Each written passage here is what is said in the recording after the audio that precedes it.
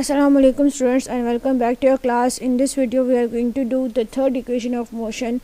In the previous lectures we have done first equation and second equation and derived these formulas, and now we are going to find a relation between find a relation for the third equation and also derive the formula for it. So let's start then. Third equation of motion.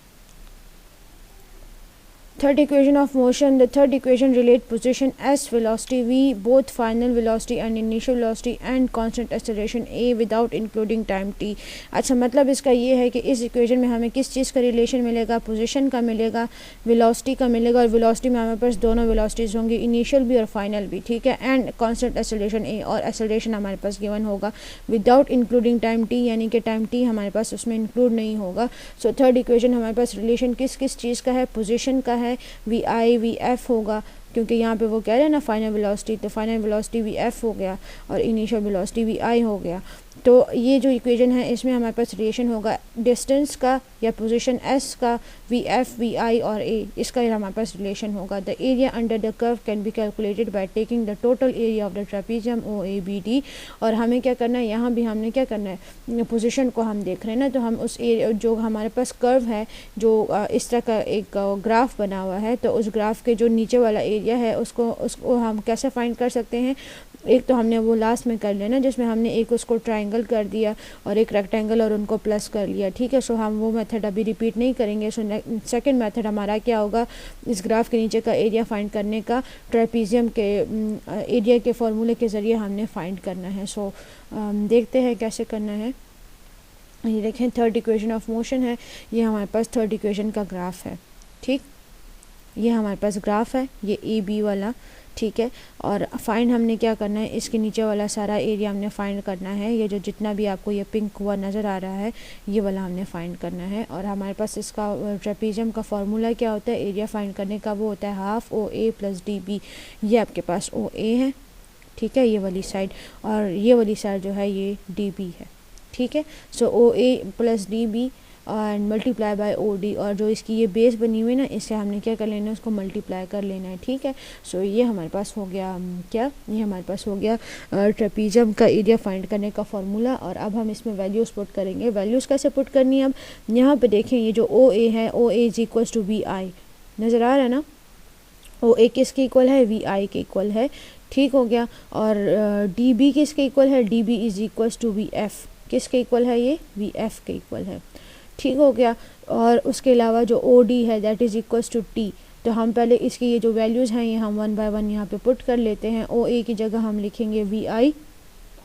देखें, आपको नज़र आ रहा होगा हमने क्या किया है, हमने 1 और 2 को एज इट इज़ लिख लिया. ओ ए की जगह हमने क्या लिख लिया, वी आई लिख लिया. डी बी हमारे पास किसके इक्वल था, वी एफ के इक्वल था. यहाँ भी देख लें, line segment O A represent initial velocity V I, तो O A is equal to V I. O A को हमने उसकी जगह वी आई लिख लिया, प्लस डी बी की जगह हमने क्या लिख लिया, वी एफ लिख लिया.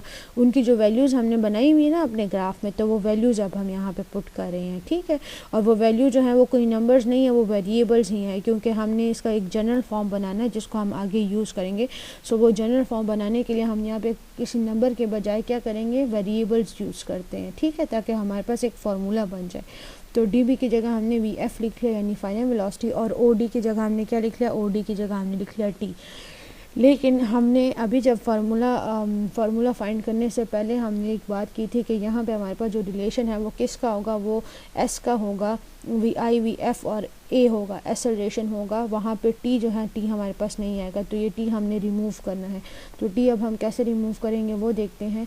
हमारे पास फर्स्ट इक्वेशन ऑफ मोशन क्या थी, फर्स्ट इक्वेशन ऑफ मोशन थी V F is equal to V I plus A T. इतना तो याद है ना, ये हमारे पास फर्स्ट इक्वेशन ऑफ मोशन है. अब इसमें हमने क्या करना है, इसमें हम ये जो टी है ना, इसकी वैल्यू फाइंड करेंगे.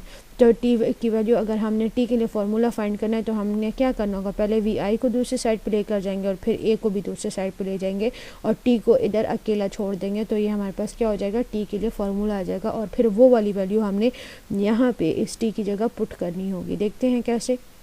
पहले तो हमने कर लिया A T is equals to V F, और ये जो वी आई इधर चला जाएगा, ये वी आई जब यहाँ से हमारे पास इधर चला जाएगा तो ये माइनस वी आई हो जाएगा, ठीक है. तो ये हमारे पास हो गया A T is equals to V F minus V I. सही.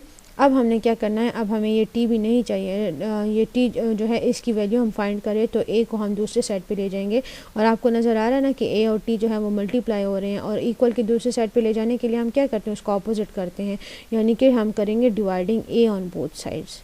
इस तरह से दोनों साइड पे ए डिवाइड कर देंगे तो यहाँ से ये ए जो है ये कैंसिल हो जाएगा, यहाँ पे सिर्फ टी रह जाएगा और दूसरी साइड पे ए आ जाएगा। देखिए इस तरह से T is equals to V F minus V I divided by A, ये हमारे पास टी के लिए वैल्यू आ गई।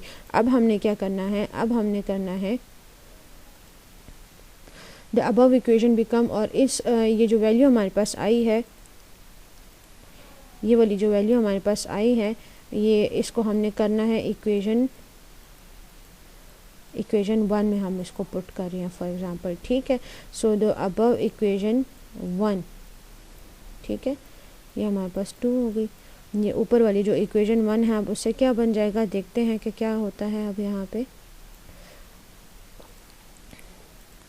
यहाँ पे हमने सारा कुछ सेम ही लिखना है, half V I V F, सिर्फ टी की जगह हमने ये जो वैल्यू हमने अभी फाइंड की है ना, ये वाली, ये हम पुट करेंगे। देखिए कैसे, S is equal to half V I plus V F, ये हमारे पास V I plus V F था, मल्टीप्लाई बाय टी की जगह हमने क्या लिख लिया, V F minus V I divided by A, ठीक हो गया, ये हमने लिख लिया। अब हमने क्या करना है, अब हमने इनको वैल्यूज़ को मल्टीप्लाई करना है। सो ऊपर वाली न्यूमिनेटर्स मल्टीप्लाई होंगे और नीचे डिनोमिनेटर्स मल्टीप्लाई होंगे, ठीक है।